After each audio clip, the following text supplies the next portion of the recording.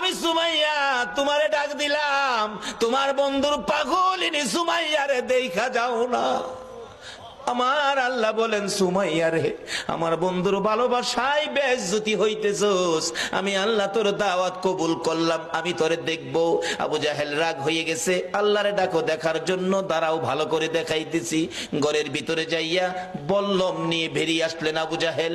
বল্লম নিয়ে এসে আমার নবীর পাগলিনী সুমাইয়া রে তল পেটের নিচে এত জোরে আঘাত করলো, সুমাইয়া চিত হয়ে জমিনে পড়ে গলাকাটা মুরগির মতো লাফায়, জিব্বাটা বাহির করে দিয়ে কান্দে, মাবুদ গো, তোমার বন্ধুর পাগলিনী সুমাইয়ার জীবন যায় গো, দাওয়াত দিলাম দেখা গেলা না।